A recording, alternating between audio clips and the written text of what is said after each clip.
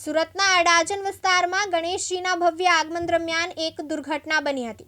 Garden group દ્વારા આયોજિત ગણેશ આગમન કાર્યક્રમમાં લોકોની ભારે ભીડને કારણે સ્ટેજ તૂટી પડ્યું હતું, જેના લીધે બાળકો સહિતના લોકોમાં ભાગદોડ મચી ગઈ હતી અને કેટલાક લોકોને સામાન્ય ઈજાઓ પણ થઈ હતી। જ્યારે બે મહિલા સ્ટેજની નીચે ફસાઈ જવાના કારણે લોકોએ સ્ટેજની ઊંચું કરીને બહાર કાઢી હતી। મહિલાઓને પગમાં સામાન્ય ઈજા થઈ હતી। ગાર્ડન ગ્રુપ દ્વારા આયોજિત આ કાર્યક્રમમાં ગણેશજીની ભવ્ય પ્રતિમાનું આગમન કરવામાં આવ્યું હતું। આ પ્રસંગે ગણેશજીના આગમન પહેલા વિવિધ સાંસ્કૃતિક પ્રવૃત્તિઓ પણ પ્રદર્શિત કરવામાં આવી હતી।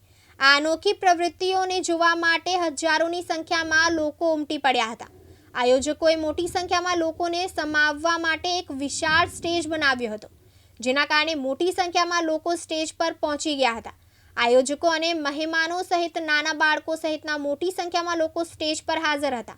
સ્ટેજ પર ક્ષમતા કરતાં વધુ લોકો હોવાને કારણે તે અચાનક તૂટી પડ્યું હતું।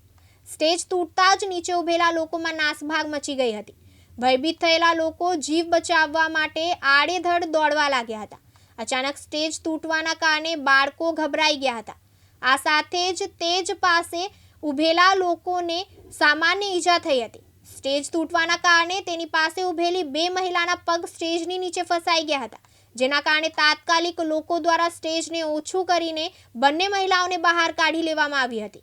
બંને મહિલાઓને પગમાં સામાન્ય ઈજા થઈ હતી, જોકે સદનસીબે મોટી જાનહાનિ ટળી હતી। સૂત્રોના જણાવ્યા અનુસાર એક વ્યક્તિને નાની મોટી ઈજા થઈ હતી, જેને તાત્કાલિક સારવાર આપવામાં આવી હતી। આ ઘટના બાદ આયોજકોએ ભવિષ્યમાં આવા કાર્યક્રમો માટે સુરક્ષાના પગલાં વધુ મજબૂત બનાવવાની ખાતરી આપી છે।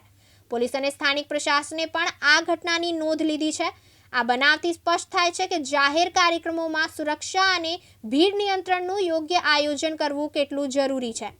છેલ્લા થોડા દિવસોની અંદર આ પહેલા પણ મંડપ નમી પડવાની બે ઘટનાઓ બની ચૂકી છે, જેમાં પણ કોઈ જાનહાનિ થઈ ન હતી।